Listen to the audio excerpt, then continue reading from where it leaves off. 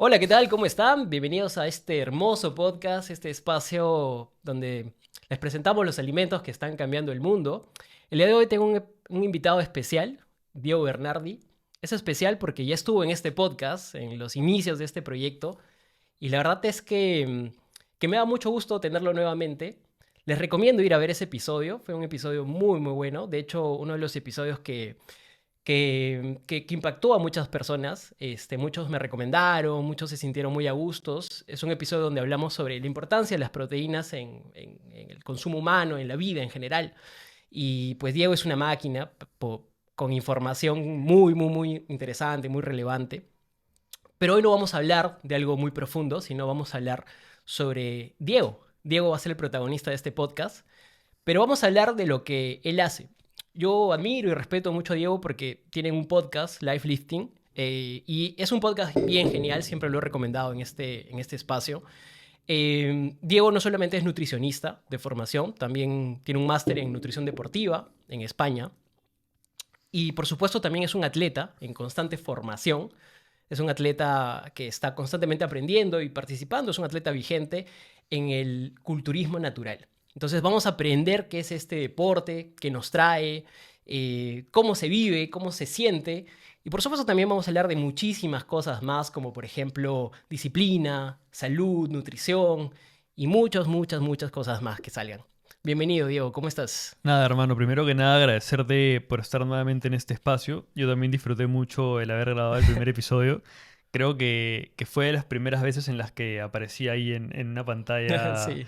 Entonces, nada, feliz de estar acá y de poder comentarle un poco acerca del culturismo natural a todas las personas, ¿no? Buenísimo, va a ser sumamente interesante porque creo que muchas personas todavía no conocen este deporte o esta, digamos, esta competición y creo que cada vez está creciendo más y creo que es importante darle chance porque probablemente más adelante crezcamos mucho más en esto como país, ¿no? Como en el mundo de los atletas.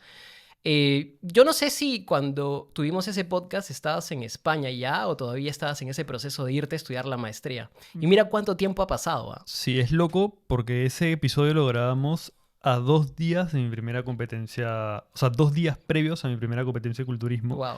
Me acuerdo que fui a pasar el polígrafo, que ya explicaremos eso un toque más adelante, y justo regresando de la cita del polígrafo es que tuvimos el episodio. ¿Cómo estaba la mente en ese entonces?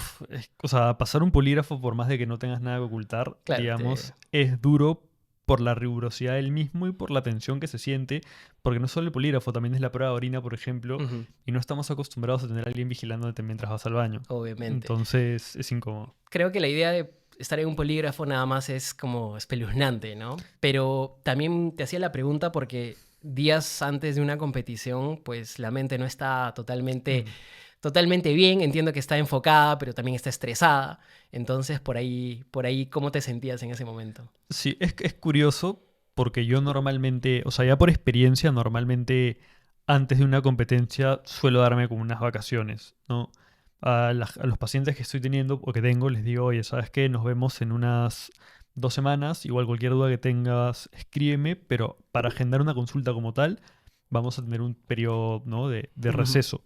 Y es, claro, para no estresarme yo más y para no dar un mal servicio, ¿no? Entonces, normalmente yo trato de como aislarme de todo tipo de cosas, pero ese día creo que estaba bastante lúcido porque salió bastante bien del Sí, episodio. sí, por supuesto. Un gran episodio. La verdad que yo me quedé sorprendido. Dije, es el próximo The Huberman Lab, ¿no? Claro.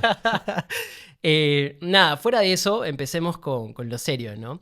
¿Qué es el culturismo natural, Diego? Claro, el culturismo natural ha estado resonando mucho últimamente e incluso muchas personas sienten que es como una moda o una novedad o una forma de lucro, ¿no? Algunas personas.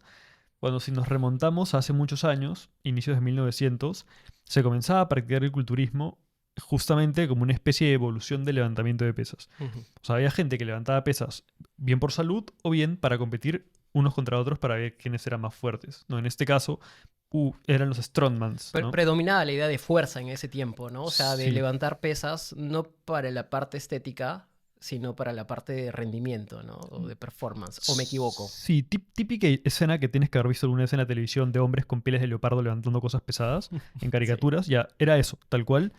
eran competir por quién era más fuerte, que yo creo que es algo que viene haciendo el ser humano desde tiempos inmemorables, pero en este caso era una competencia con movimientos específicos, que eran un montón en ese entonces. De acuerdo. Entonces, uno de estos strongmans fue Eugene Sandow, ¿no? Eugene Sandow fue uno de los primeros strongmans que se dice que tenía mucha fascinación frente a las esculturas. Y las esculturas, al final, o sea, las esculturas griegas sobre todo, lo que hacen es, de alguna manera, enseñar el cuerpo humano en su máximo esplendor, ¿no? Entonces, obviamente, tú ves una escultura y dices, ¿qué tal cuerpo? Y te provoca ser así. Entonces, Eugene Sandow se vio cautivado por eso. Dijo, ¿qué pasa si yo ajusto la dieta acá, por allá? Y terminó teniendo un físico muy similar al de una estatua, que era lo que él buscaba.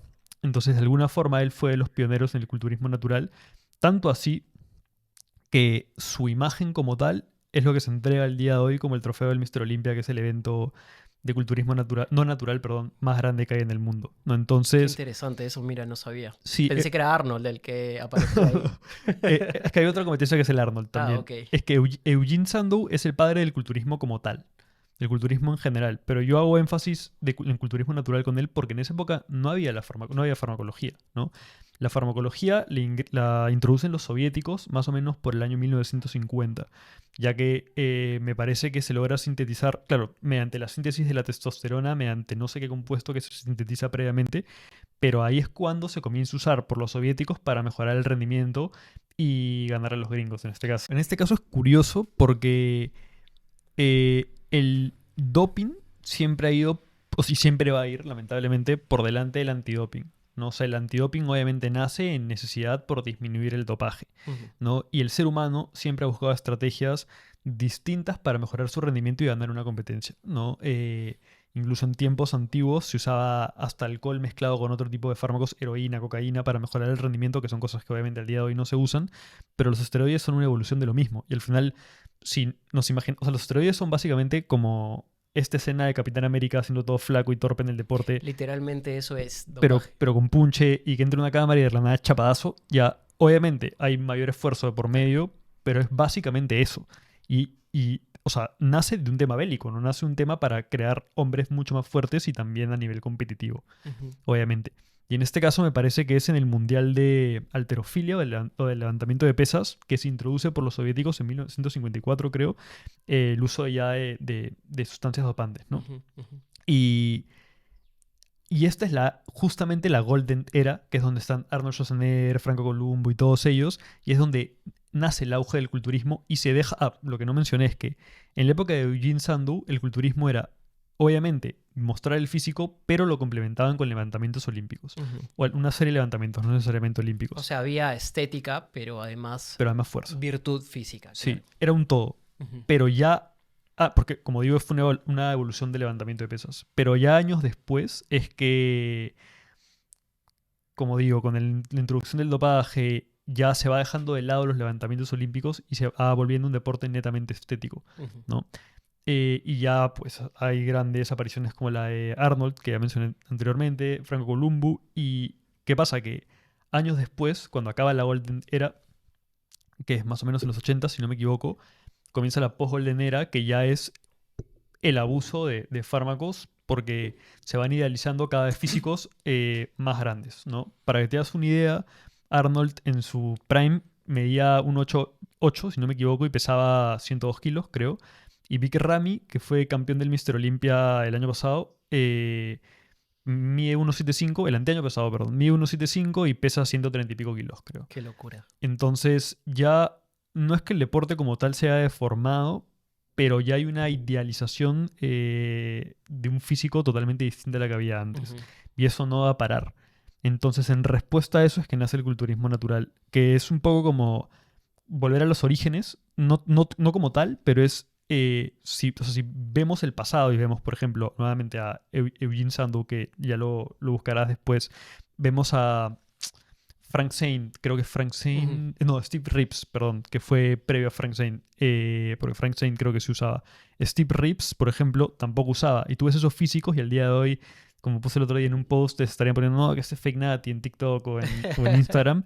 Y no lo eran, o sea, no se había introducido aún el dopaje. Entonces, la idea del culturismo natural es un deporte que igual busque el máximo esplendor a nivel físico de forma subjetiva, pero obviamente sin el uso de sustancias De sustancias dopantes, que dopantes. mejoren el rendimiento y o la estética, ¿no? Y me pongo a pensar si es que tiene que ver o no con todo este regreso digamos, vivimos una época del regreso a lo verde, a lo orgánico, de regreso a las raíces, de regreso a todo, ¿no? Como que a nuestros momentos iniciales, ¿no? Hay mucho esta promoción de la meditación, de la desconexión. ¿Es el culturismo natural como parte de este movimiento, podríamos decirlo, o en realidad no? Sino que más bien es como que un acto de rebeldía contra lo que actualmente pues es el culturismo clásico. Claro, mira, podría hacerlo tranquilamente o podría ser que haya gente que se vea motivada por ese lado, pero el culturismo natural más o menos nace en el año 2000.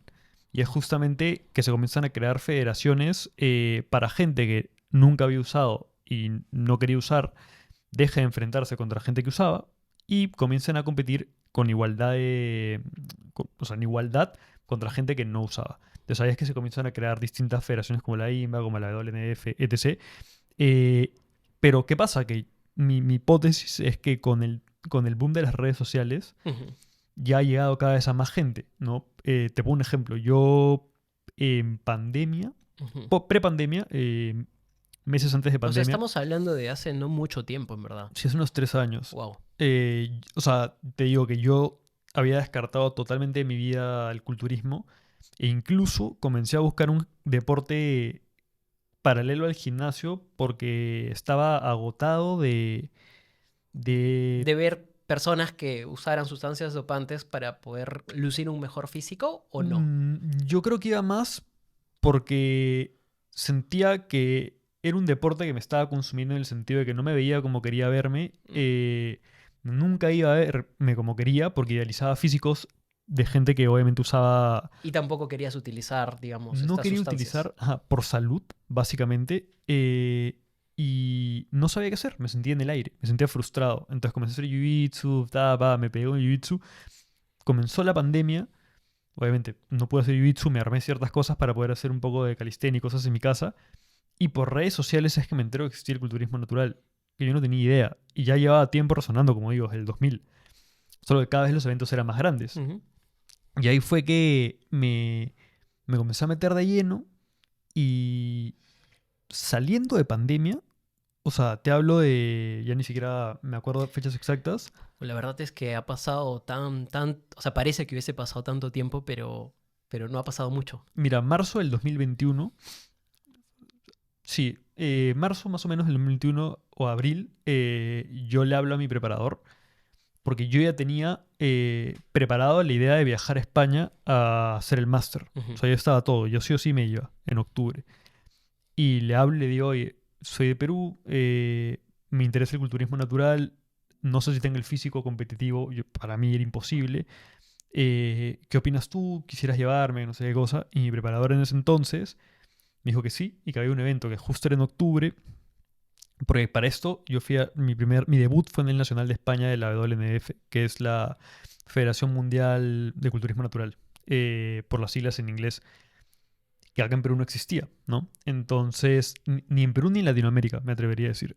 Entonces es que yo, no, en Chile sí, perdón, en Chile sí, pero es que yo viajo a España y debuto por primera vez y era una locura para mí, porque había pasado de decir yo no sirvo para esto a en 2 años y encima, teniendo en cuenta que estaba encerrado en mi casa, pasar a competir. Entonces, O sea, podríamos decir que de alguna forma el culturismo natural te abre las puertas de una forma como no lo había hecho a muchos atletas. Muchos atletas que de pronto se rehusaban a usar sustancias o muchos atletas que de pronto por temas de salud médica no podían hacerlo ujú. o personas que de pronto nunca se imaginaron como tú estar compitiendo en una tarima poder hacerlo, ¿no? O sea, me parece interesante esa perspectiva que das porque de alguna forma el culturismo natural abre las puertas para otro grupo de personas también. Claro, o sea, tú puedes competir sin usar farmacología en donde quieras. Porque entiendo yo que, o sea, para poder participar en culturismo natural, nunca en tu vida has tenido que usar sustancias o esto no es así? Va a depender de la federación en la que compitas. Ok. Hay federaciones que son mucho más rigurosas que otras. La WNBF, por ejemplo, que es donde yo he competido y donde pienso seguir compitiendo, es de las más rigurosas. ¿Por qué? Porque no solamente te hacen un test antidoping en el momento de la competencia, que eso obviamente es para encontrar cosas que estés usando en el momento. Ujú. Sabemos que hay gente pues, que por viveza están usando Albicortan con un tiempo debido como para que no salten el control. Y además a los que ganan los campeonatos o los que se vuelven atletas profesionales, les hacen un test complementario, que ya es de sangre y es un poco más profundo.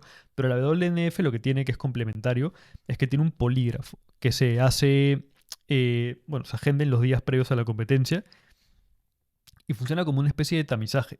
Porque, por ejemplo, en el Claro, porque no basta, digamos, las pruebas de laboratorio, porque claro, como dices, puede haber una suerte limpia, hoy la tecnología lo permite, sí. pero el polígrafo de alguna forma te permite un filtro más, ¿no? Para poder descartar, porque claro, el polígrafo, salvo que seas, no sé, una persona con rasgos de psicopatía o sociopatía, es un poco difícil poder engañar, ¿no? Sí, es curioso porque el polígrafo tiene una fidelidad del 40-60%, Mm. independientemente de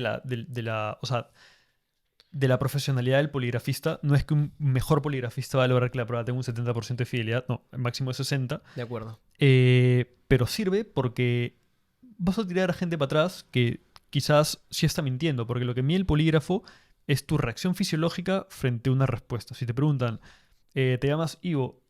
Tú dices sí, probablemente no saltaría igual que si dices no, porque estás mintiendo. Ya.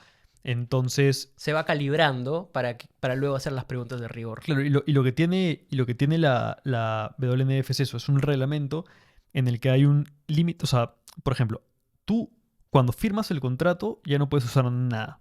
Ujú. Lo ideal sería que no hayas usado nada nunca. Pero ¿qué Claro. te dice el reglamento? Por ejemplo, que hay sustancias que no deberías haber usado hace meses, que por ejemplo son los diuréticos, los prohormonales, Ujú. que al final acá hay que introducir dos conceptos que son poco simples pero al mismo tiempo complejos, que es crónico y agudo. Agudo hace referencia a que actúa a corto plazo y crónico hace referencia a que actúa a largo plazo. Yo, por ejemplo, si uso diuréticos hoy día y compito en 4 meses, es irrelevante. O sea, no estoy incentivando a la gente que use diuréticos, obviamente, pero no es que vaya a tener un impacto en Sino la que por el competencia. tiempo que pasa, digamos, su impacto no es realmente crítico, ni siquiera es relevante, ¿no? No es relevante. Entonces, que no es lo mismo que los SARMs, por ejemplo, Claro. o que el clenbuterol, que tienen tiempos de penalización de 2-4 años, dependiendo de la sustancia. Y luego está la testosterona o hormona de crecimiento o derivados de testosterona que ya tienen una prohibición de 10 años. ¿Y eso es por un tema de regla o porque científicamente, digamos, estas sustancias tienen un impacto en el metabolismo en ese tiempo? Mira, los SARMs están poco estudiados al día de hoy. O sea, no, yo creo que conforme se vayan estudiando quizás Y sean... sin embargo, se venden últimamente mucho, ¿no? Sí, acá en Perú, Sí, o sea, si en España o en Europa están pateados, aquí en Perú no me quiero ni imaginar lo que se le debe dar a la gente que los compra. sí. Pero el clenbuterol, por ejemplo, claro, tiene un efecto agudo, podría que tenga un efecto crónico, pero no es tan relevante, o sea, no es determinante. En cambio, la testosterona, por ejemplo, sí es determinante. Justo hace poco salió un estudio en el que comparaban a 3 grupos. Un grupo que me parece que estaba usando, otro grupo que había usado y un grupo que no había usado jamás. Ujú. El grupo que había usado creo que era hace 4 años, si no me equivoco. Y no me acuerdo específicamente qué fue lo que se evaluó. Me parece que la transcripción, en fin, cosas, De digamos que metodología, cosas que están relacionadas a la ganancia de masa muscular de acuerdo. y que están principalmente vinculadas a expresión genética. Y la gente que había usado hace 4 años tenía una expresión genética más positiva, digámoslo así, para la ganancia de masa muscular que la gente que nunca había usado. Ujú. Está muy relacionado al tema de las células satélite, que es algo que seguramente has escuchado alguna vez. Entonces, ¿a qué voy con esto? Que la gente que ha usado testosterona, por lo menos en una línea del tiempo de 4 años, que me parece que era el tiempo, tiene una expresión genética que los permite o los mantiene en una posición en la cual pueden ganar más masa muscular que una persona que nunca ha usado. Claro. Y Y estamos... eso ya da una ventaja competitiva, ¿no? Lógico, o sea, es como... Es volviendo a lo de Capitán América, es como que tú estás usando una época. En esa época tengas mucha más fuerza, en esa época progresas un montón. Claro, yo te lo corto, dejas de usar y puede que vuelvas a tus inicios, si haces todo muy mal, pero igual ya genéticamente tienes una sobreexpresión Sí. que te va a ayudar a llegar a como estuviste alguna vez sin necesidad de usar nuevamente. De acuerdo. Y de hecho, alguna vez he escuchado, no a dirigentes o sea, sí, a dirigentes de... Porque claro, esta federación tienes representantes en todos los países, ¿no? Como en este caso, acá ver la WNF Perú, están obviamente bajo el mando del presidente de la WNF del mundo, que está en Estados Unidos, pero tienen los presidentes también de la Liga Nacional, digamos. Ujú. Y alguna vez me parece haber escuchado a alguno de ellos, de alguno de los países, decir que por lo menos de testosterona y derivados debería ser prohibido su uso de por vida. Porque, claro, o sea, porque hay un punto de corte en los 10 años, ¿no? Yo también, o sea, no tengo el sustento científico para decirlo, pero creería que ya el uso de esas sustancias por primera vez marca un hito, un cambio, ¿no? Algo a lo que normalmente tu cuerpo nunca pudo haber estado expuesto, ¿no? Es como someterte a una radiación, ¿no? Esa radiación, pues, no va a desaparecer, va a estar en tus células, ¿no? Claro. No estoy hablando en este momento con fines de ilustrar nada en general, pero creo que de hecho es muy difícil de que si ya lo usaste, el cambio, pues regreses a como eras en un inicio antes de hacerlo, ¿no? Sí, de hecho o sea, a mí me ha hablado mucha gente y lo he debatido con mucha gente y de hecho mi postura ha cambiado un poco también, que me dice, yo he usado una vez, he usado por un mes y fue hace años y me siento discriminado por no poder competir. Y yo le digo, claro, pero es que, eh, o sea, tus derechos O sea, quedan terminan, revocados. terminan cuando comienzan a afectar a los míos, Claro. ¿no? Entonces, o sea, si porque tú tengas el derecho de competir, yo estoy en la desventaja de competir contra una persona que tiene una ventaja frente a mí, ya no es lo correcto, ¿me entiendes? Pero lo que yo trato de decirle a esta gente es que, porque esta gente dice como que, entonces, claro, la gente que ya no quiere usar, se ve forzada a usar porque no le dan la posibilidad de competir en una liga nacional. Y no es así, o sea, Claro, ahí tal vez quizás los más afectados no son quienes de forma cínica quieren virar hacia un nuevo tipo de culturismo, sino que tal vez aquellos que fueron poco asesorados en algún momento, cometieron ese error y pucha, se arrepienten, ¿no? De por vida, porque va a ser como, no va a haber la puerta abierta para ellos, ¿no? claro, pero lo que ellos no saben y lo que yo he dicho alguna vez es, yo por ejemplo, esa gente no tengo ningún problema en llevarlos, o sea, prepararlos para competir siempre y cuando en esa preparación no vayan a usar química, pero los llevo a una federación no natural, Mm, que es donde lamentablemente deberían competir. Y lo digo sinceramente, o sea, el nivel es tan bajo que cada vez es verdad que está avanzando más, que haciendo las cosas bien puedes tener un buen papel sin estar usando química. Claro, o sea, en casos de gente que ya ha usado previamente, obviamente, ¿no?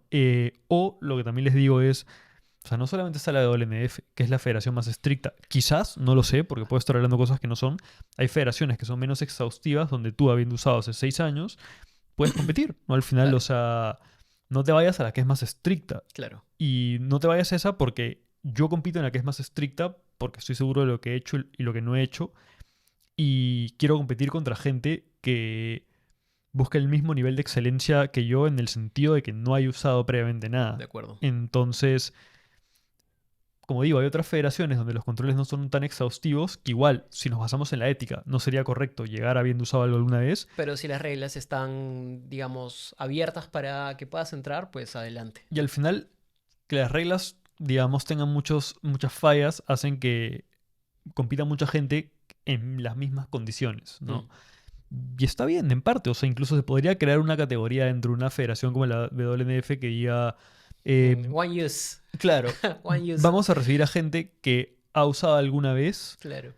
que no está usando. Once upon a time. Claro, por ejemplo, que no pasen polígrafo, pero que pasen solo test de De orina, acuerdo. que no De estén acuerdo. usando, es que... O sea, eso no pasaría, te digo, pero que es una solución salomónica desde mi punto de vista y que compitan entre ellos, Es una ¿no? propuesta primicia que se las mandamos Claro, acá claro. en el podcast. Mira, acá, me llamó la atención cuando mencionaste el tema de Chile, Ajá. porque me hace pensar que de pronto, pues esto ya está bastante avanzado en otras latitudes. Europa, ¿no? Estados Unidos, Norteamérica, quizás Asia incluso, pero ¿cómo estamos en Latam? Y en específico, ¿cómo estamos en Perú en esta disciplina, en estos eventos, en esa calidad de atletas que tenemos? Mira, Eh, Me parece que Chile tiene eventos ya desde el 2019, creo. No O sea, obstante, reciente también. sí, claro, pero el primer evento de España fue 2018, si no me equivoco, ¿ah? Mm, O 2017, o sea, tampoco es tan reciente. de En acuerdo, de Estados acuerdo. Unidos sí tiene larga data, pero en España es reciente también.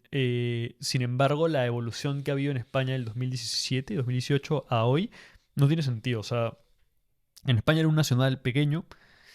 Cuando yo fui el 2021, el nacional era enorme, lleno de buenas luces, todo muy bien montado. Eh, para el 2022 hubo un casting que yo no lo tuve que pasar porque había hecho top 5 el año pasado y solo lo pasaba gente que o era su primera competencia o había quedado fuera del top 5. Y era un casting para filtrar el nivel de atletas y que vayan al nacional solamente gente que tenga cierto nivel, lo cual Ujú. para mí está perfecto. Para mí está perfecto porque yo no digo que esté mal que una persona compita por la experiencia de competir, pero lamentablemente le está faltando el respeto a gente que se está bancando una buena preparación y Evidentemente, desde un nivel en el que lo puedes estar haciendo sentir como frustrado hasta el punto en el que le puedes hasta arruinar la foto, ¿no? claro. Porque tú, claro, ganas un evento, quedas primer puesto y cuando subes la foto tuya en primer puesto tienes gente alrededor que la gente te va a decir, claro, así cualquiera queda primero, ¿no? Entonces desprestigian al final el esfuerzo que tú has puesto. Por más de que uno se debería enfocar en sí mismo y punto. Y al final que a una persona le gusta tener competencia, pues no es bacán llegar o sea, llevártela fácil. Eso no tiene gracia. De acuerdo, de acuerdo. Eso que dices me hace pensar como que también toda esta movida del culturismo natural debe tener mucho hate, ¿no? Mucho, mucho hate. No sé por dónde vengan los tiros, pero tú has podido vivir, percibir esa vibra, ¿no? De pronto del culturismo clásico, de Mm. la gente en general. Las redes sociales hablan mucho. ¿Qué dicen de eso? Claro, es curioso, o ¿Y cómo sea, te mantienes a flote o de pronto embadurnado de aceite para lograrlo? sí, lo que pasa es que estoy al medio. O sea, antes, para terminar mi idea anterior, el año pasado hubo un casting y este año en España al menos, pues yo estoy bien enterado de España porque he hecho bastantes amistades en mi estadía Claro. allá, y porque son mis amigos, son parte de mi equipo, los sigo, ¿no? Y todo. Este año hay regionales. O sea, pasó de un casting el año pasado, ahora hay como 8 regionales. Ujú. Y los mejores de los regionales, o vas sumando puntos, dependiendo de cuántos regionales compitas y las posiciones que hagas, clasifican recién al nacional. Mm. O sea, cuando yo fui directo al nacional habiendo pagado mi inscripción. En cambio, ahora tienes que hacer puntos en los regionales para poder. Claro, eh, mientras la base sea más grande, ahí cada vez es mucho más difícil llegar como que a las instancias. Imagino que hay más preliminares, es como que el camino no es ya tan sencillo, ¿no? sí. Y ahora, con respecto a lo segundo que has dicho, lo del hate, hay hate por ambas partes, ¿ah? O sea, el culturismo natural depende de dónde, pero se ha posicionado en algunos lugares de tal forma en la que la persona que usa química no merece ningún Mm. respeto y es un Es como un monstruo marginado, ¿no? y no se esfuerza lo suficiente y es menos que la persona que no usa, ¿no? Y yo, por ejemplo, no me siento más que nadie, Claro. ni nunca lo he sentido. Es verdad que hay gente que sí no tiene mi respeto, que es gente, por ejemplo, que pues le dice a, no sé, chibolos de 16, no, tú nunca vas a mejorar si no usas. Claro. Solo tienes ese físico usando. Entonces, claro, un niño que no está formado, lo vas a introducir de pequeñito al uso de fármacos, eh, perjudicando su salud y además, en general, perjudicando su futuro. Claro, y ahí hay un tema que no puede justificarse, ¿no? Cuando influyes. O sea, está bien que tú hagas lo que quieras contigo, ¿no? Pero no hagas eso con los demás, ¿no? Esa es una línea delgada Muy que delgada, no se sí. debería pasar. Y tampoco estoy de acuerdo con gente que usa. O sea, a ver, cada quien tiene derecho a hacer lo que quiera con su vida. Pero gente, por ejemplo, que se tiene que mantener chévere todo el año porque hace fotitos, Claro. o gente Modela de pronto, que ¿no? vende asesorías y usa caletito un poquito y todo eso. O sea, sinceramente a la gente que respeto es a la gente que usa por fines competitivos, ya sea porque comenzaron a usar antes de saber que existía el culturismo natural, o porque tienen el sueño de ganar un Mister Olympia. O sea, al final, Claro.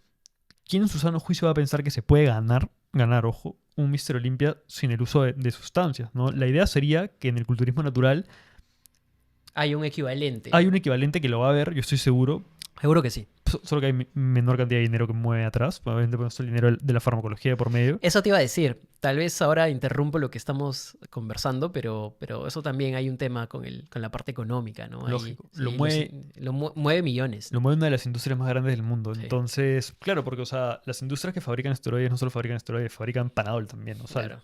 bueno, Panadol es una marca específica, pero Sí, paracetamol. ya por sé ejemplo. a lo que te refieres, ¿no? Las marcas que fabrican esteroides también fabrican todo lo necesario para complementar esos procesos, ¿no? Esos Claro. ciclos. O hay también marcas de suplementos que tienen una línea de farmacología Mm, y son poderosos, ¿no? Al final, y ellos sustentan, pues, el culturismo no y natural. auspician también. Claro, y en el culturismo natural, como digo, está creciendo, hay cada vez más marcas que los auspician, pero hace falta que pasen los años para que crezca cada vez más y yo sé que en un punto va a llegar a ser muy grande. Te digo, yo tengo la referencia de España. En España, cuando yo competí, no habían premios en metálico.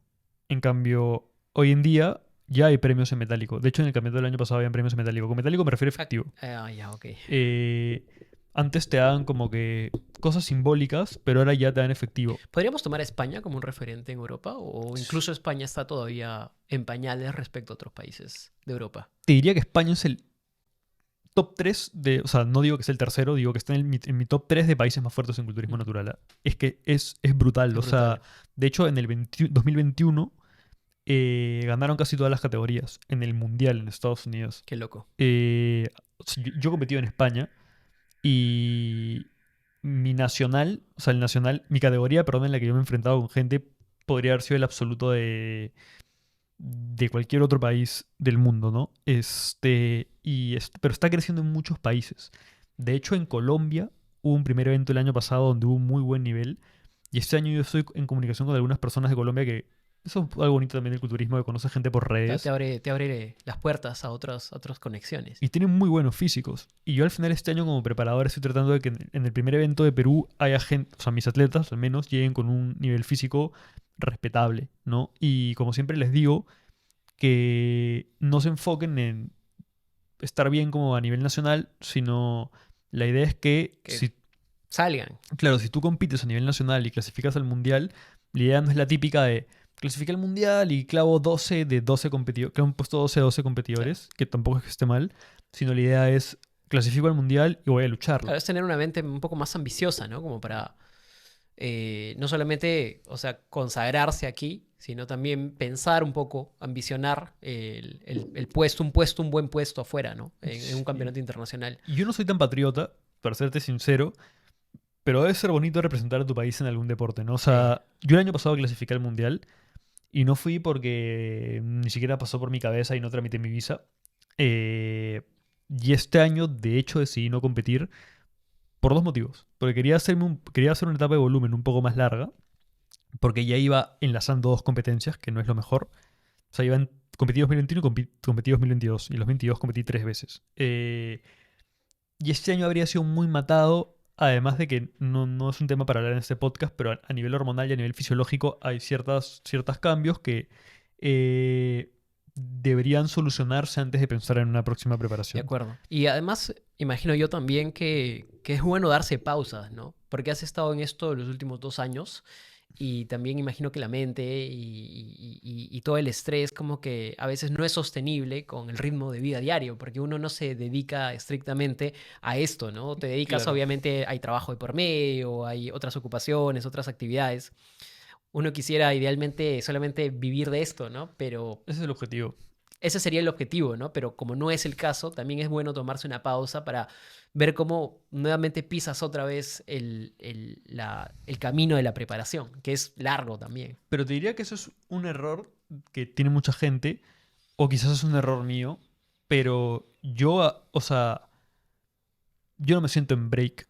Yo me siento igual ahora que como si estuviera en preparación. O sea, Porque no has dejado, digamos, tus hábitos ni tu entrenamiento. es que, o sea, en el culturismo hay dos etapas. In-season, o la etapa, o la temporada de competición, Ujú. que es en donde haces una definición, solo que un poco más extrema que una convencional, de cara a la competencia, ¿no?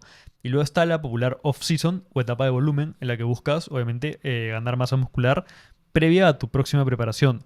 En el culturismo, o sea, en el culturismo no natural es muy común, y en el culturismo natural también, que la gente es como que en off-season, y es que es más en el deporte, en el no natural, porque es como en... Lo he visto mucha gente cerca. Es como que en off-season estoy, mi entrenamiento lo llevo ahí, me doy más gustos. Comienza la etapa competitiva y como comienzo a usar más Claro, farmacología, claro. ajusto todo y todo. Cuando yo, o sea, y se lo puedes preguntar a cualquier persona que esté a mi alrededor, no me salto un entreno.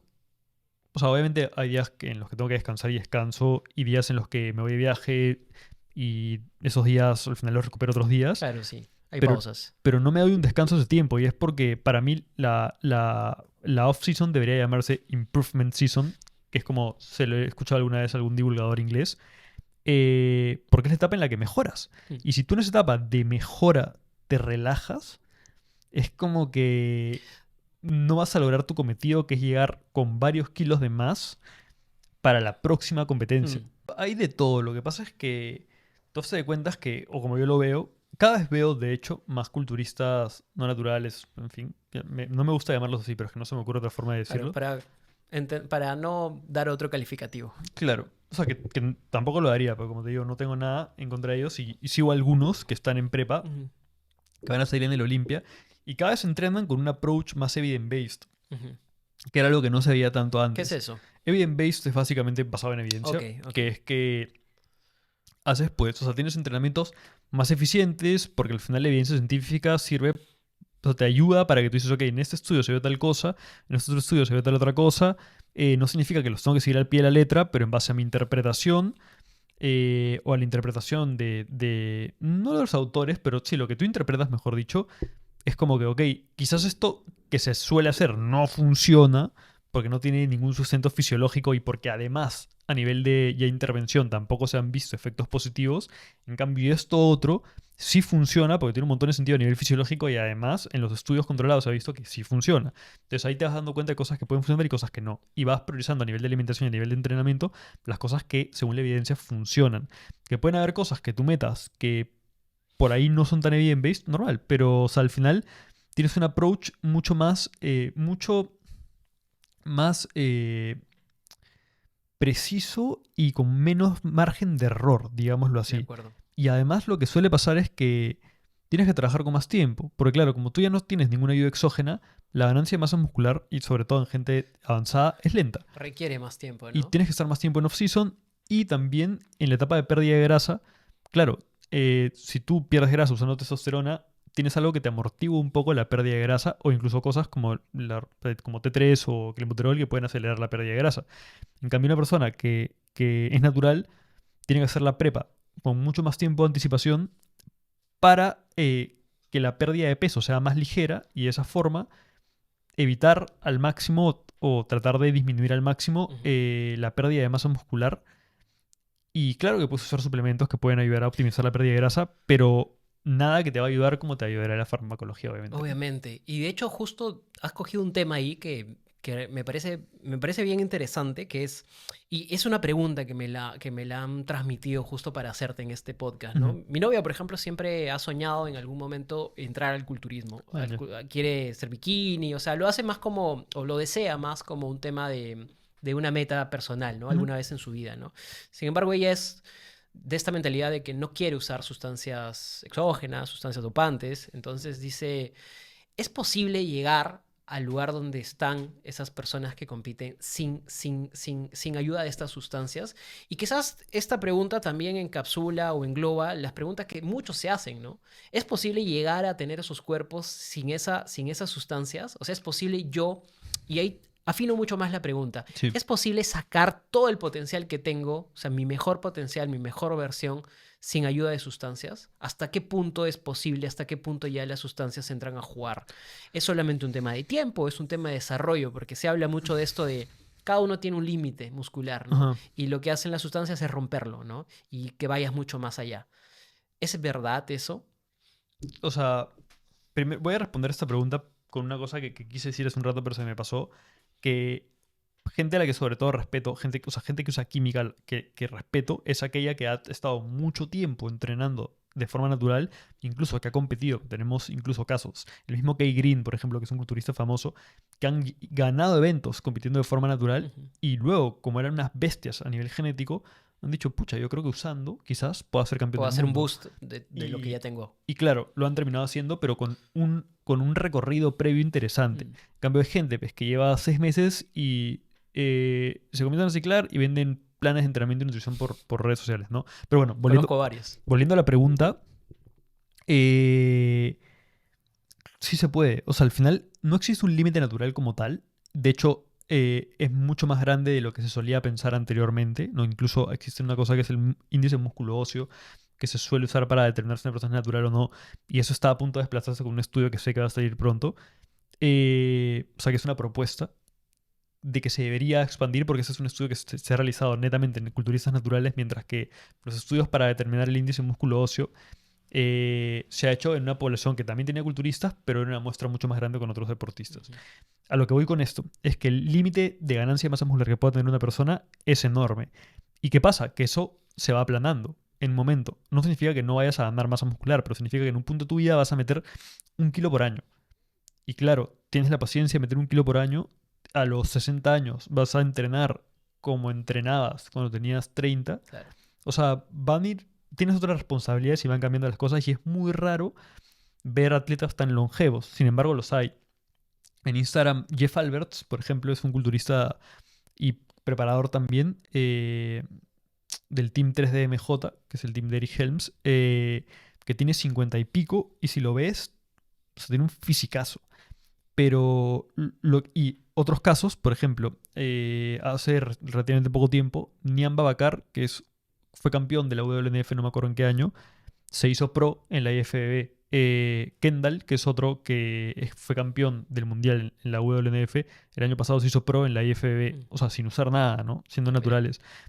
Claro que nuevamente te puedes hacer pro, pero yo sí veo difícil la posibilidad de clasificar a un Mr. Olympia por el tamaño que ya tienen los atletas, que ese tamaño, por ejemplo, o sea, eso sí te lo digo, a menos de que tengas alguna mutación genética, no te vas a ver como Big Ramy, claro, hagas lo que hagas. Es imposible. Claro, hay gente que por predisposición genética, como el grosor de los huesos, por ejemplo, puede meter mucha más masa muscular que otra, pero o sea, hay niveles, hay formas en las que no te vas a ver.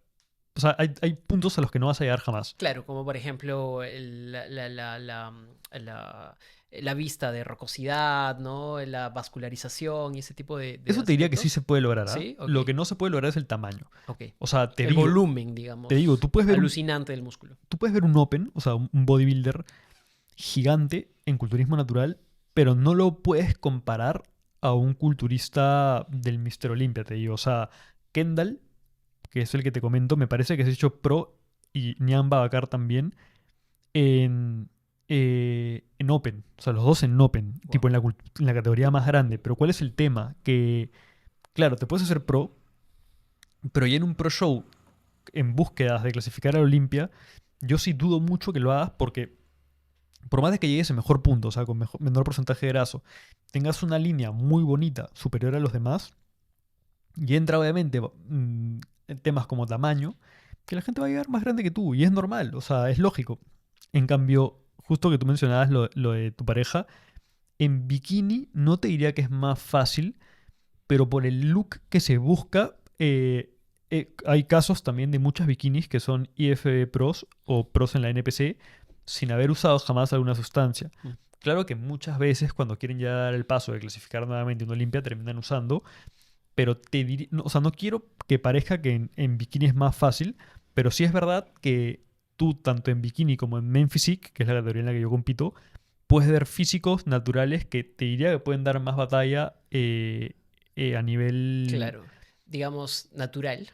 O sea, claro, naturales en ligas no naturales. Claro, porque digamos, y ahí están otras categorías un poco más grandes, como muscular, physique, ¿no? Que es un poquito más, y ahí imagino que ya el uso de sustancias es un poco más necesario, ¿no? Por el volumen al que llegan, ¿no?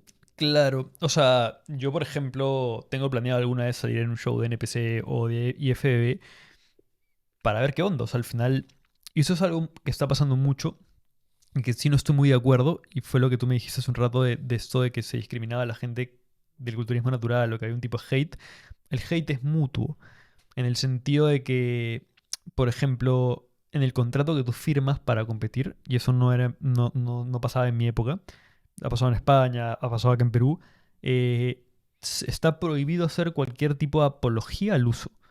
Pero la apología al uso es bien grande. Y muchas veces los presidentes de las federaciones eh, se refieren a apología al uso a también competir y o aplaudir o sea, competir en competencias no naturales y o aplaudir la participación de atletas que usan en competencias no naturales, Claro. como compartir en tus redes Como, que está viendo la Olimpia, claro, como... o de pronto felicitar a una persona que ha ganado, pero Claro, sabemos todos que es con ayudas, ¿no? claro, claro. O sea, en un punto lo entiendo, porque por ejemplo, es verdad que el año pasado hubo un problema porque había... Es que ahí en realidad, Diego, es un todo, ¿no? No solamente lo que yo hago para llegar ahí, sino también es un poco promover, ¿no? Esta cultura, entiendo yo, que es también lo que se trata de expandir cada vez más, ¿no? Es promover una cultura de, pues, liberémonos de estas sustancias, de químicos y no sé, o sea, entendería que por ahí podría ser, aunque me parece bastante rígida o bastante Ese es el tema. estricta, ¿no? Ese es el tema. O sea, lo entiendo en casos específicos como que, no sé, si yo compito en tal federación donde el patrocinador principal es una empresa de fármacos y sale su cartel enorme atrás mío, claro, puede ser apología al uso. Pero, por ejemplo, competir en una federación no natural por querer probarme o por querer hacer un sparring previo a salir en la competencia, por ejemplo, de una persona que nunca ha salido, habiendo en Perú una competencia natural en todo el año, no poder plantear un protocolo de puesta a punto y que mi atleta salga en una federación no natural por miedo a que se le vaya a penalizar por haberlo hecho antes de la competencia natural es como... A mí no me gusta eso, ¿me Mm, entiendes? O sea, mm. siento que te cortan la libertad que debería tener todos los atletas y que te hacen sentir como no miedo, pero sí, esto que estoy haciendo estará mal, de verdad. Será bien, Y claro. yo no considero que sea así. Y al final lo que tú logras es una especie, una forma de rechazo por parte de la gente que usa. O sea, al final, a ver, yo estoy de acuerdo en que crezca la cultura que te invite a no usar y que te diga que puedes lograr físicos naturales de forma... O sea, físicos espectaculares, perdón, de forma natural. Pero no estoy de acuerdo con el ataque a otras De personas. acuerdo. Es Pero, como dicen los españoles, ¿no? Cada uno a lo suyo. Así claro, debería ser un poco, ¿no? O sí, pero... sea, no sin tirar porquería a los demás, ¿no? Claro, eso es lo que. Yo estoy en contra de eso, pero en cualquier aspecto. O sea, tú es bien raro que me veas tirándole porquería incluso a alguien que diga sandeces acerca de nutrición o gente que haga intrusismo. O sea, es bien difícil que yo lo haga. Yo hablo por mí a todo esto. Pero es un poco eso, ¿no? Que quizás, por ejemplo, ¿quién sí merece ser embarrado? Aquel que vende a niños, aquel que promueve el uso en niños, aquel que anda desgraciándole la vida a la gente Mm, y Caletita lo sigue haciendo y todo. ujú. Ellos sí deberían ser expuestos incluso y deberían estar presos en realidad, porque Claro. si nos remontamos a que es algo ilegal y que su ente es ilegal, No, y además que lo que yo sí he escuchado por demás, no solo un caso, sino varios, es de gente que tiene el atrevimiento de proporcionar las medidas de estas sustancias digamos, para atletas, cuando cada cuerpo es totalmente diferente y cuando hay todo un análisis endocrino muy fuerte por detrás claro, para poder hacerlo. Entonces, no estamos hablando de alimentos, cuando todavía incluso los alimentos ya es un tema delicado. Estamos hablando de algo que te vas a meter a tu cuerpo, de fármacos, ¿no? De medicamentos, que puede tener una repercusión grave. O sea, que puede llegar hasta la muerte, ¿no? igual yo tengo amigos que por su lado, y lo respeto, mucho, de alguna forma buscan educar a la gente acerca del uso de farmacología. Ellos están a favor del uso, pero del uso consciente. En mi mundo ideal, nadie debería usar. pero basándonos en cómo están las cosas, me parece bien que haya gente que eduque a la gente que usa acerca de los efectos secundarios y acerca de cómo, dentro de del daño que te puedes hacer a la salud, puedes minimizarlo al máximo. Porque algo hay que entender, que por más de que te cuides, que te midas la tensión arterial siempre, que te hagas tu perfil hormonal o en general tu perfil bioquímico previo, que te controles siempre, que después de la competencia hagas un, digamos, un periodo en el cual disminuyas mucho el uso o lo que sea, no es inocuo. Pero es verdad que puedes disminuir los riesgos y me parece bien que haya gente que eduque al respecto siempre y cuando esa educación no termine en que la gente termine usando porque piense que es inocuo. Claro. O sea, las cosas como son. No es inocuo. Va a existir siempre. Y por un lado se puede luchar contra eso aumentando o exponiendo lo que es posible lograr a nivel natural, y por otro lado exponiendo los efectos secundarios que puede generar, y por otro lado que la gente que usa al menos use de forma consciente y no abuse, ¿no? Exactamente. Diego, hablemos de tu dieta. Quizás a muchos de nosotros nos gustaría conocer cómo es la dieta de preparación. Evidentemente la dieta es pues algo muy personalizado, es muy propio de cada uno, cada ser humano es un universo. Pero ¿cómo es más o menos la alimentación que sigues? ¿O cómo es más o menos la alimentación, la nutrición que te planteas?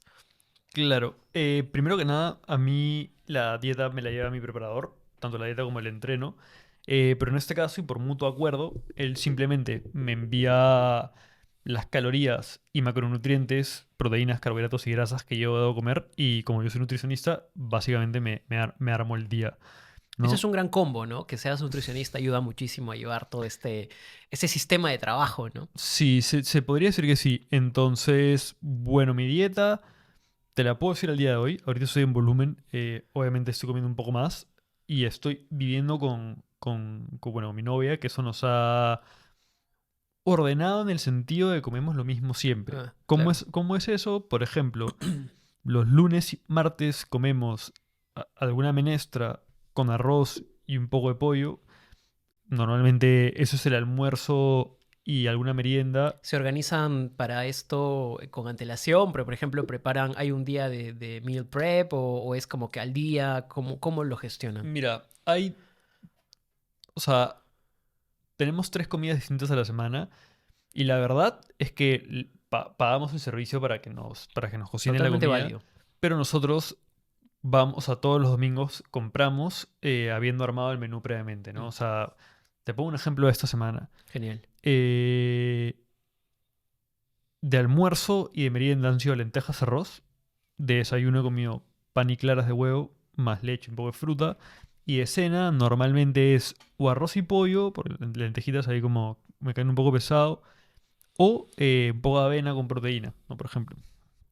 Cuando hablas Este... de proteína, estamos hablando de cárnicos. No, no, proteína en polvo. Proteína en polvo. Sí, sí, yo tomo una proteína de soya. Por algún momento, en algún tiempo, creí que eras vegano. ¿Es así o no? ¿Sigues una dieta plant-based o en realidad comes de todo? Eh, mi alimentación ha variado mucho en los últimos años. Tengo que decir que mi estadía en España tuvo un impacto importante.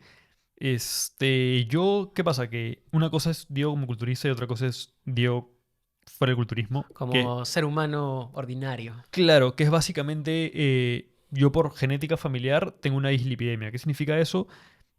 O sea, una dislipidemia básicamente es una patología en la cual el metabolismo de los lípidos o de las grasas que tenemos todos se ve alterado, de algún motivo. Por ejemplo, hay gente que tiene una trigliceridemia familiar. ¿Qué significa eso? Que por genética los triglicéridos se te suben un poco más que a Pepito, tu amigo. Ujú. Y en mi caso yo tengo una colesterolemia, o sea que mi colesterol LDL, que es el malo, tiende a subirse de forma muy simple. En mi caso yo salía siempre con el colesterol alto y yo decía, ¿por qué? ¿Es hereditario este problema? Sí, sí. Mm. Yo decía, ¿por qué si, si como bien? O sea, te hablo de cuando ya me cuidaba y todo. Y comencé a disminuir mi consumo de grasas saturadas. ¿Cómo? Pues con la disminución del consumo de cárnicos, básicamente, sobre todo de carnes rojas y de carnes procesadas. Ok. Sin embargo, mis niveles de colesterol seguían altos. Entonces, en la carrera nos han dicho mucho y se dice mucho aún que el colesterol exógeno, o sea, el de la dieta, no tiene un impacto grande en el colesterol plasmático, o sea, el interno, o sea, el de la sangre. Sin embargo, sí que tiene, o sea, hay una relación lineal entre el colesterol que uno consume por la dieta y el colesterol plasmático, pero el impacto que pueda llegar a tener va a depender de la genética de cada quien.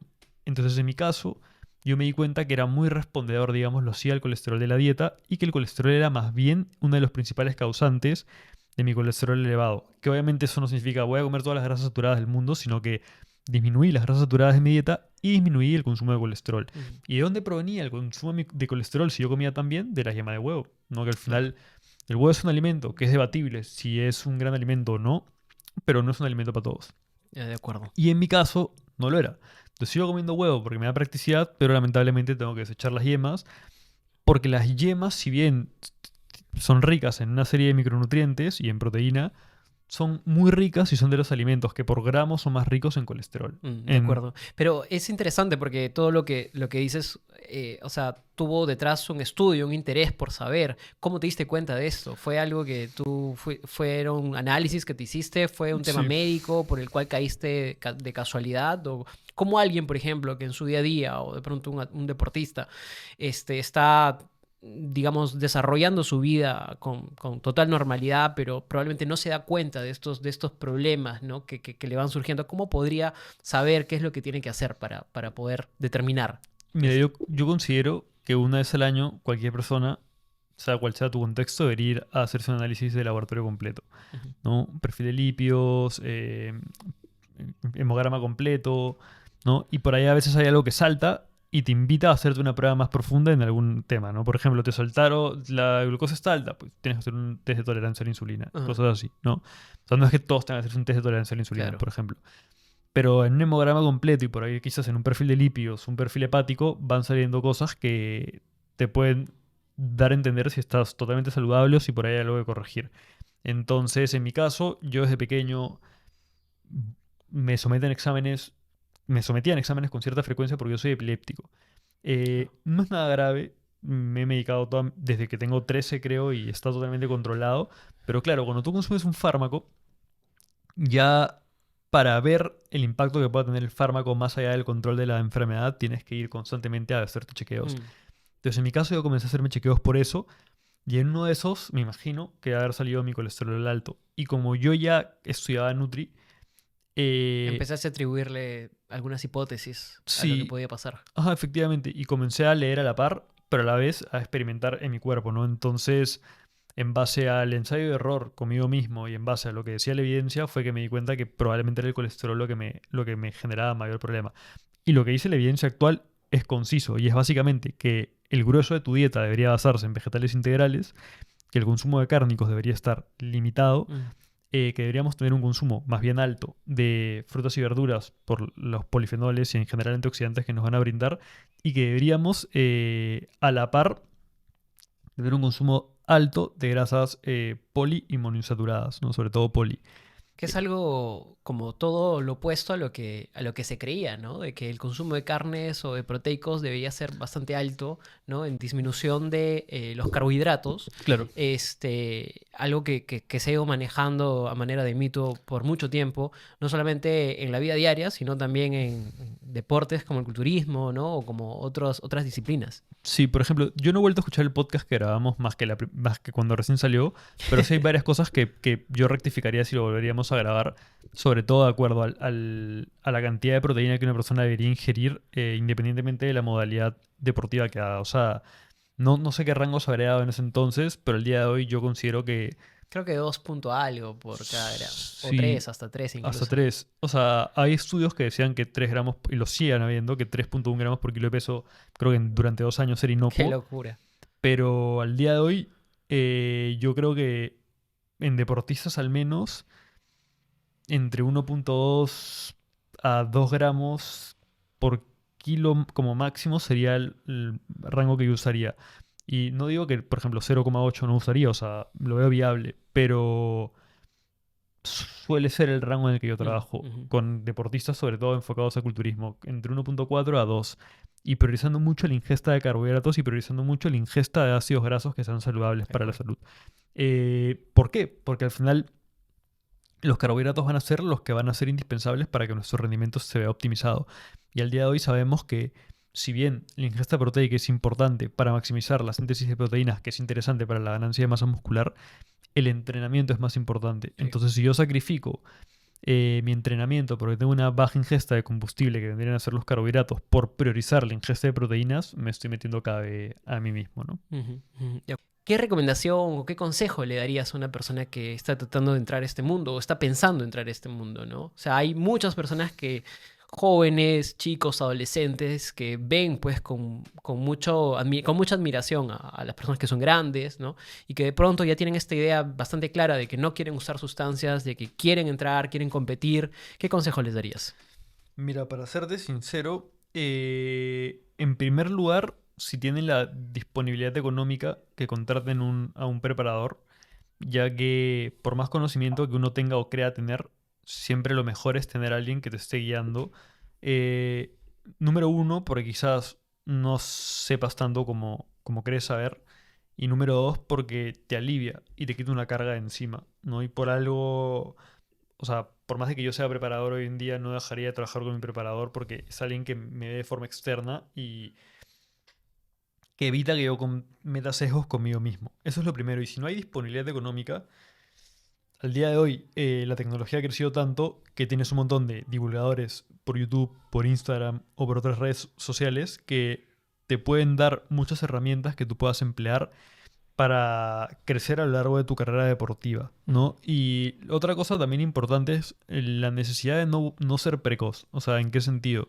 Si recién comienzas a entrenar, lo último que deberías pensar a corto plazo es en competir, ¿no? De hecho, yo consideraría que, por ejemplo, gente que va a ir a Open, que es bodybuilding como tal, que es la categoría de mayor tamaño, debería llevar entrenando por lo menos unos 4 o 5 años, ¿no? Antes de decidir competir y haber pasado previamente por una etapa de definición exitosa. Ujú. No una definición a punto extremo de competir, pero una definición.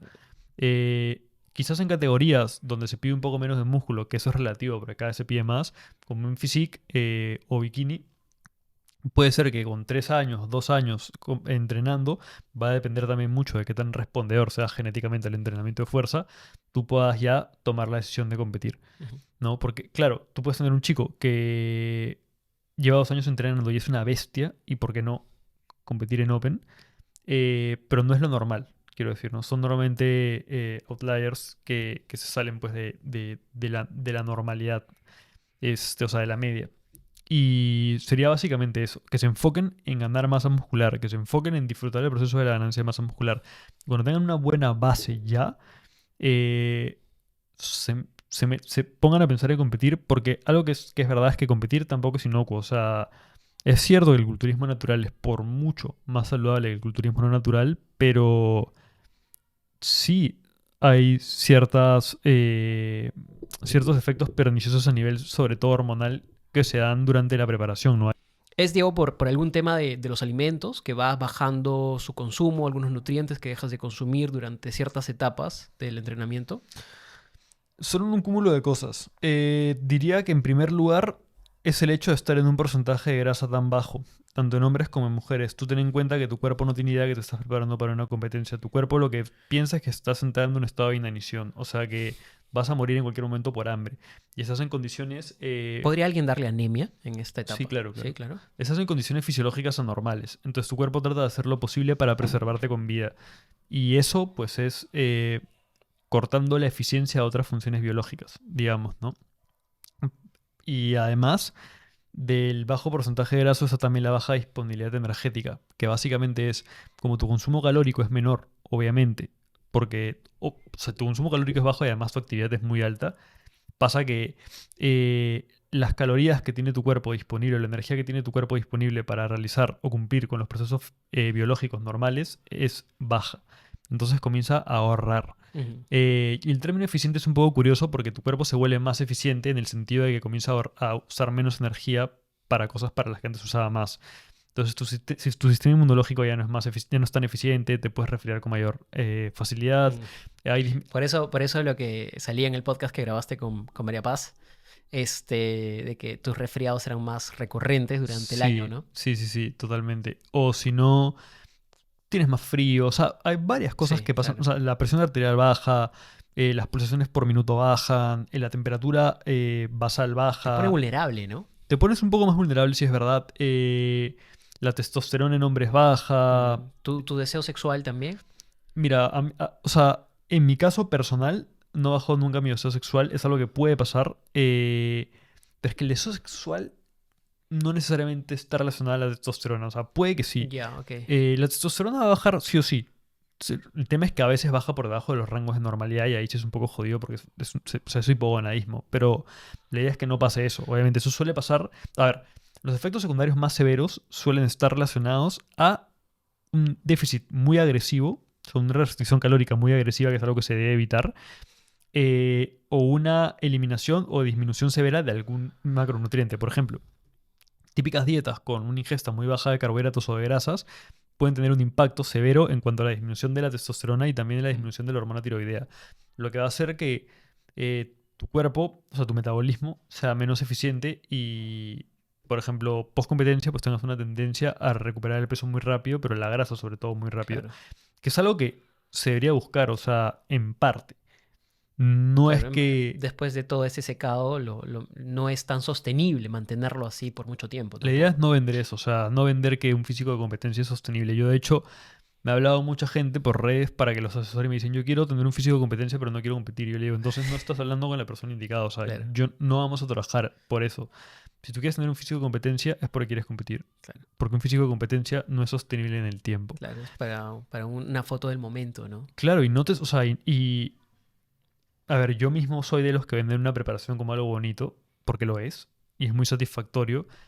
Pero es salir a caminar, a cumplir una cantidad de pasos alta, pesando lo menos que has pesado en toda tu vida y sintiendo que pesas 100 kilos. Porque son, o sea, son respuestas que tiene tu cuerpo para frenarte, Claro. digamos, para decirte, oye, tienes que dejar de caminar. Y es ahí donde no solo el cuerpo, tambalea, sino la mente, ¿no? Principalmente. Sí, obvio, tienes más neblinas, tienes cambios de ánimo, o sea, que lo puedes hacer, lo puedes controlar y obviamente nuevamente no es lo mismo que cuando estás usando farmacología, pero no estás a tu 100%, eso es lo que hay que entender. De acuerdo, de acuerdo. Y Hay algo que conversábamos cuando entraste aquí para grabar este podcast, que es el apoyo, ¿no? La necesidad de sí, apoyo.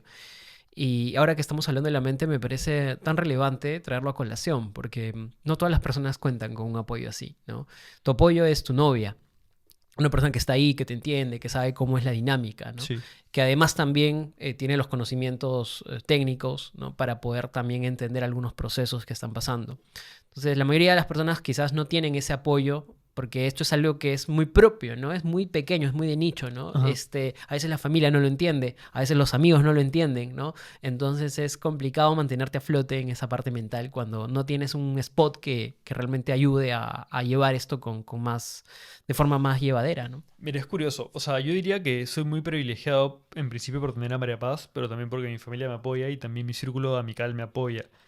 Pero eso también va porque tu círculo de amigos cambia ligeramente cuando estás en Claro, esto. O claro. sea, Eso también es importante. tipo, si tú antes salías de juerga en una preparación, o sea, Te van a dejar de buscar. te van a dejar de buscar a menos que no seas un deportista y que simplemente seas alguien que lo hace por moda y salgas de juerga. Pero lo normal es que no salgas de juerga. O sea, a ver, puedes consumir alcohol de vez en cuando, pero la idea es que si te comprometes y quieres ser un atleta longevo, pues no lo hagas ni en preparación ni fuera de preparación, que no significa que no te puedas tomar unas chelas con alguien alguna Una vez, copa de vino, ¿no? pero no puede ser tu fin de semana al fin de semana, Claro, digamos. No voy a decir tu día a día, pero no puede ser algo que pase todas las semanas. claro. Que de hecho el alcohol es algo que no debería pasar todas las semanas en ningún contexto, pero cuando eres deportista menos. ¿Cuán crítico es el alcohol realmente en la O sea, preparación? el alcohol es un antónimo de salud. Claro. El alcohol no confiere ningún efecto Es beneficioso. literalmente lo que se dice que es un antinutriente. Sí, y si tú me hablas de que no, que el vino tiene polifenoles, cómete las uvas, si lo que estás buscando es Sí. salud, antes que tomar una copa de vino. Que puedes tomarte una copa de vino y disfrutar y no se te va a acabar el mundo, sí, obviamente, o sea, tampoco se trata de eso, pero de que el alcohol no tiene ningún beneficio a la salud, no lo tiene. Pero ya para cerrar ese tema, hay algo que pasa mucho en preparación, que es que yo he competido 4 veces, pero En la primera vez, al comienzo sientes que hay mucha gente que dice como es un obsesionado, Mm. este va a tal lugar con su tupper, es un baboso, Sí. Ridículo. ridículo, ¿no? Hasta que en un punto, cuando ya te ves muy diferente a como se ve el común denominador de personas en el gimnasio, que claro, la típica, o sea, la típica culturista natural es que usas un polo grande y no parece ni que entrenaras y de repente te quitas el polo y abajo tienes un BBD y la gente se vuelve loca con cómo Claro, te ves porque te ves me- muy diferente a como se ve una persona promedio en el gimnasio porque estás en un punto graso anormal. claro. Entonces, mucha gente te comienza a decir, oye, se te ve muy chévere, oye, ¿qué estás usando? Incluso, que eso es algo que no mencioné, que sobre el hate por parte de la gente que usa, que te digan que usas, por un lado es un comentario Es un alentador. buen indicador, ¿no? De que de pronto, porque claro, te ven tan bien que no lo pueden creer. Sí, pero al mismo tiempo es una falta de respeto, Por supuesto. porque están desmereciendo tu Por esfuerzo, supuesto, por o supuesto. lo están minimizando. Pero, claro, cuando te lo dicen es como, Sí, por sí, algo, sí, por sí. algo lo dicen. Pero claro, la gente cuando ya estás muy cerca de competir te la comienza a subir. Te dicen, oye, qué bien te ves, gente que ni conoces, gente en redes te comienza a apoyar. Entonces ya a veces te vas sintiendo cada vez más apoyado conforme te vas acercando a la competencia, ¿no? También es normal que al comienzo tus papás te digan, oye, ¿por qué comes tan poquito? Oye, come un poco más, se te ve muy flaco. Una de las cosas que debe ser de lo más vetado en esas etapas ha de ser visitar a la abuela, ¿no? O Claro, si es que claro. uno todavía la conserva, porque S- las abuelas saben que su forma de engreírte es con comida, ¿no? Sí, yo nunca he tenido ese como que esa imagen, Ajá. y nunca he tenido por lo tanto ese problema, porque mi madrina, que es con quien yo vivía en ese entonces durante mis preparaciones, bueno, y luego con María Paz en España, es gente que me entiende, Claro. ¿no? Pero, por ejemplo, no sé, hace unos días que he estado en la playa, en la casa de playa con María Paz, mi novia, y su abuela, y bueno, más gente de su familia, su abuela decía, oye, Diego, ¿no quieres unos chifles? Y yo decía, ya, un poquito, ¿no? Y como que María Paz me servía, y me servía, no sé, pues, así, ¿no? Un puñado Un pequeño. puñadito. Y su abuela le decía, Pasita, ¿cómo le vas a servir tan poco a Diego que pobrecito? Y es claro, su abuela piensa que ella me sirve así. Por un tema de restricción O sea, porque que no tiene sin sentido, como ¿no? si no como si no me tuviera cariño. Ah, Entonces ok, María Paz ok, me dice, oye, claro. dile que tú eres deportista y que estás comiendo así porque no quieres excederte, ¿no?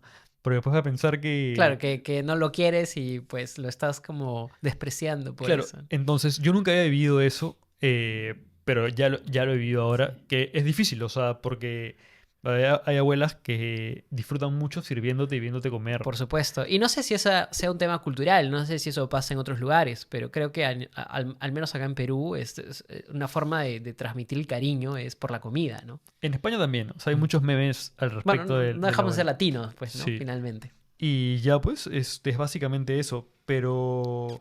Y también salir a comer, ¿sabes? Es difícil. Yo iba a comer con la gente y me tomaba un café. Hay gente que lleva su tupper. Yo no me siento muy cómodo llevando tupper. No sé por qué, pero siempre me ha dado roche como llevar un tupper Claro. a De un pronto por los restaurante. olores o por quizás por, no sé, desentonar, ¿no? Que es totalmente válido, pero también es válido si es que quieres hacerlo, ¿no? Lógico, pero yo normalmente, ponte, tengo un atleta al que estoy llevando ahora que va al cine y lleva un tupper. Yo lo que he hecho muchas veces en preparación es, y que lo sigo haciendo de hecho, es como antes de ir al cine y me tomo una Coca-Cola Mm. cero o una Coca-Cola cero en el cine y se acabó. O incluso, como soy nutricionista y tengo un alto grado de conciencia sobre lo que estoy comiendo, me cuadro una canchita pequeña y, o sea, si estoy en prepa, ¿no? Porque, por ejemplo, Claro. si hoy día decido ir al cine y me lo he cuadrado previamente, me como una canchita grande si quiero incluso, ¿no? ¿Usas algún aplicativo? Sí, yo uso MyFitnessPal. ¿Qué tal es? Di- ¿Recomendarías? o sea, diría que es el menos interactivo que hay o de los menos interactivos que hay. De hecho, creo que los nuevos usuarios no pueden ni siquiera escanear. Ah, Que a mí me parece que escanear y no es debe estar todos los productos que tenemos acá localmente también, ¿no? claro. Lo que pasa es que yo tengo la aplicación de la tabla peruana de composición de alimentos descargada también en mi Ah, celular. buenas. Entonces, cuando voy a comer panamito, por ejemplo, y no existe panamito, frijol, ¿no? No existe frijol Sí. panamito en la aplicación, no voy a comer oca, la La busco, rellenas tú y ya la lo, debes tener seteado también. creo el alimento, claro, y ya lo estandarizo. Y bacán, ¿no? Y a veces Buenas. le digo a mi flaco, ya lo creaste, sí, pa, ya lo busco nomás. Y así, o sea, al final incluso sin darte cuenta estás creando una base de datos óptima para otras personas que vayan a usar la aplicación a Obviamente. futuro. Pero hay hay aplicaciones mucho mejores que son mucho más amigables con el usuario. MyFitnessPal yo diría que es una aplicación para gente que es muy autodidacta. De acuerdo. Hermano, vamos cerrando este podcast que ha sido súper interesante y creo que podríamos quedarnos horas de horas, pero sí no quiero dejar de tratar un tema que creo que empalma con lo que hemos tratado ahora, y justamente a colación de lo que mencionabas, ¿no? Estas experiencias donde tú tienes que mantener siempre una línea, donde tú siempre tienes que mantener como también un mindset, con miras a no desvirtuarte o no salirte de lo que es el objetivo, ¿no? Ujú. Que es competir y ganar, ¿no? Entonces creo que está muy relacionado con la disciplina. ¿Cómo entiende Diego Bernardi la disciplina?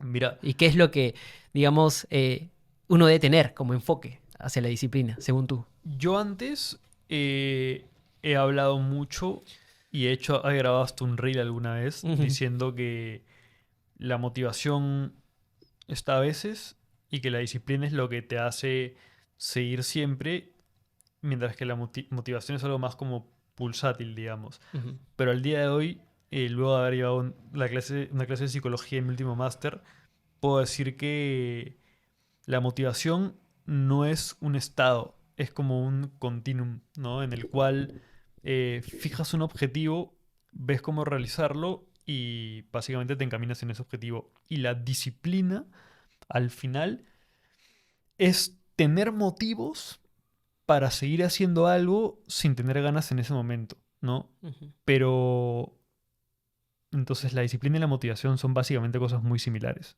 Sí, claro. Y yo lo que considero es que, claro, es diferente.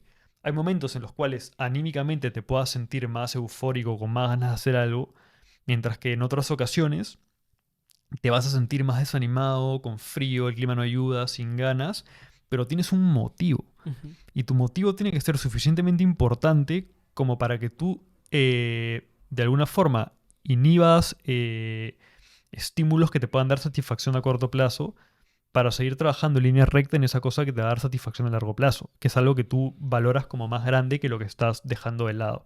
No, porque claro, hay gente que deja muchas cosas de lado cuando quizás ni siquiera la competencia significa tanto para ellos. Claro. Eso es algo que yo le digo mucho a la gente a la que estoy preparando antes de comenzar una preparación, ¿no? Porque implica mucho compromiso una preparación y mucho sacrificio. No tanto como el que se suele ver, pero sí implica sacrificio. Sobre todo mientras más cerca estás en la Ujú. competencia. Y entonces es eso, ¿no? O sea, al final yo te puedo decir que he pasado muchas cosas duras desde que estoy en prepa, o sea, desde que he estado compitiendo y preparándome. Como que mi perro se ha caído de un abismo. Ala.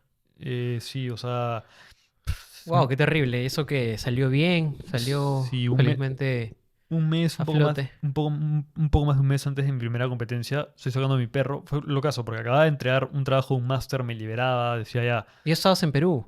No, eso fue antes de irme de viaje. Dios mío. Fue un máster online que hice antes de irme de viaje. Y dije, uff, ya por fin entré el trabajo, tengo un mes libre, o sea, ya con solo trabajo y ya no con algo académico de por medio para relajarme un poco más. Y dije, voy a ir a llevar a mi perro al malecón. Y yo vivo relativamente cerca. Y Dios mío. se cayó. 50 metros para abajo, 11 de la noche, fue un trámite y se rompió las dos patas del lado izquierdo.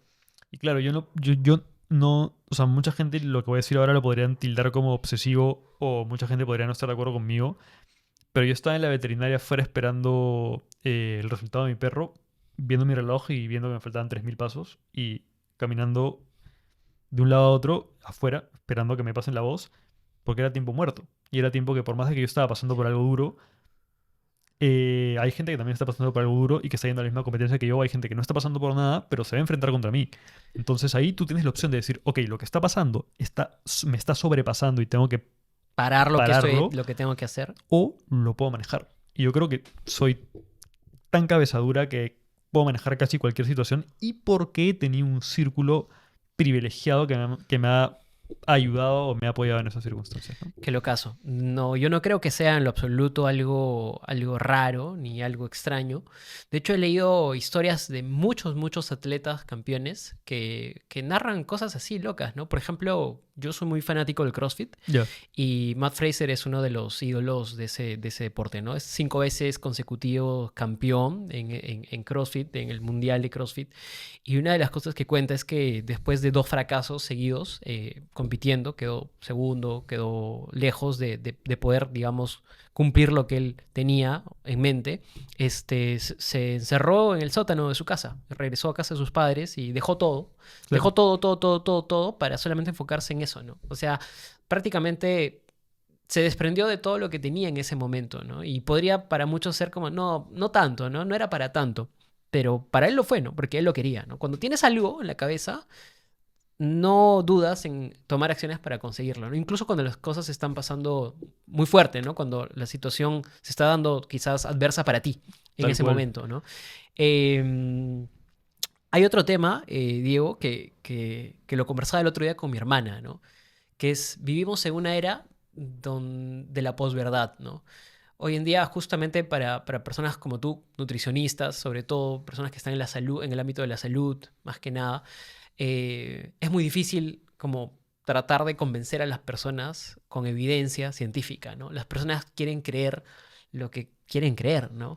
Y por ahí pues hay muchos creadores de contenido, personas que de alguna manera pues refuerzan estas ideas, ¿no? Sí, claro. Entonces, ¿cómo lidias siendo nutricionista, siendo preparador, siendo deportista, atleta, con esta posverdad en la que vivimos, ¿no? La gente vive con un constante sesgo de confirmación. O sea, que la gente, ¿qué significa un sesgo de confirmación? Que tú crees algo y buscas fuentes que respalden lo que tú crees. Y ignoras todo lo que refute lo que tú crees, justamente, ¿no? Ujú, Entonces, claro, y las redes sociales o el algoritmo de las redes sociales están hechos para eso. Para que una persona que considere, por ejemplo, que una dieta cetogénica es lo más saludable, encuentre solo cosas que le hablen a favor de la dieta cetogénica, porque esa persona previamente ha esquipeado cosas que hablen en contra de la dieta ujú, cetogénica. ujú. Yo antes me hacía, la verdad, bastante problema al respecto y como que hacía hígado, por decirlo de alguna forma. Pero yo creo que al día de hoy, teniendo en cuenta lo que te decía, el síndrome del impostor y que a veces uno se siente menos de lo que realmente es, creo que me siento satisfecho con el trabajo que hago, al menos con la gente con la que he podido trabajar alguna vez. Y, por ejemplo, ¿no? O sea, ahora mismo que estoy dictando una certificación justamente en culturismo natural, siento que le estoy pudiendo transmitir a la gente que está llevando el curso una información real y de calidad, ¿no? Y que quizás, nuevamente, como con el tema de las proteínas, la evidencia avance y en unos años esté rectificando algunas cosas que he dicho en la primera edición de Ujú. esa certificación. Y también eh, en redes sociales trato, pues, de sacar De información. promover o de mostrar la información que no muchos, en realidad hoy es difícil decir que la gente no puede tener acceso a ellas, ¿no? Pero a Claro. veces es complicado para muchos entenderla. De acuerdo. Y nada, por mi lado trato de no hacerme tanto hígado como te digo cuando veo cosas que obviamente no son verdad, pero sí trato de por mi lado a la gente que tengo alrededor decirle, mira, esto no es verdad por esto, o este que está hablando es un patán. O sea, que jamás se lo diré en la cara al que es un patán, pero hay gente que dice unas cosas. O sea, tú mismo lo dijiste hace un momento de que una cosa es hablar de farmacología y otra cosa es hablar de alimentos, Ujú. pero los alimentos tienen un alto impacto también a nivel de salud. O sea, hay gente que te puede decir que comerte una panceta es sinónimo de salud y a mí me parece que esa gente o sea, son terroristas de la alimentación en el punto en el que si esa información llega a una persona que tiene una colesterolemia familiar y ya tiene 40 años, o sea que ha venido quizás muchos años comiendo mal y no es consciente de que su colesterol está altísimo y el colesterol en plasma, o sea, el LDL no es algo que se vea de forma aguda, o sea, no es que tú tengas el colesterol alto ahorita, es cuánto tiempo lo has tenido alto y que quizás te ha estado formando una placa aterómica en alguna arteria, lo que va a terminar desembocando en un infarto. Entonces, a esa persona le llega una información de que puede comer panceta todos los días porque es sinónimo de salud y que al contrario, la fruta es antinatural, y esa persona quita las manzanas y aumenta el consumo de panceta y 2, 3 años después se está muriendo de infarto. Tal cual. Y porque además también en estas épocas es muy fácil que si tú dices, y eso es algo que también tengo mucho cuidado, ¿no? En el discurso de superfoods. Si tú dices, oye, la palta es buena, pues mañana viene alguien y te come 5 paltas en un día, ¿no? Cuando Claro. tampoco se trata de eso, ¿no? Entonces ya llevamos las cosas al extremo, ¿no? Porque algo es sano en cualquier volumen, ¿no? En cualquier cantidad. O sea, casi todo es matizable, pero hay mensajes que no lo son. Como Claro. por ejemplo, Este tipo de mensajes que mencionas, ¿no? o claro, o como que la base de toda alimentación debería ser basada en vegetales integrales, lo que te dije, aumentar el consumo de frutas, aumentar el consumo de verduras, aumentar el consumo de menestras, disminuir el consumo de cárnicos. O sea, una dieta plant-based se podría decir, y una dieta plant-based dash, o sea, baja en sodio, diciéndolo de forma muy resumida, es probablemente el protocolo más saludable que puede existir. Ahora, que todo el mundo debería ser vegetariano o vegano, no, para nada. O sea, al Claro. final las cosas son así. Pero la idea es que las personas, por lo menos las que pasan por mí o las que pasan por un nutricionista, logren tener una adherencia al plan. Y si esa adherencia al plan es introduciendo el consumo de algunos alimentos que quizás no sean tengan el mejor perfil para la salud, perfecto. En bajas dosis, para que por lo menos puedas sentir que estás mejorando tu estilo de alimentación y no detrás de unas rejas comiendo solo cosas horribles que no te gustan, De acuerdo. ¿no? Y yo creo que al final es eso, o sea, que si yo alguna vez levanto mi dedo y señalo a alguien y diciendo que es un mal ejemplo, va a ser a gente que ya hace cosas, da mensajes muy Ya severos demasiado.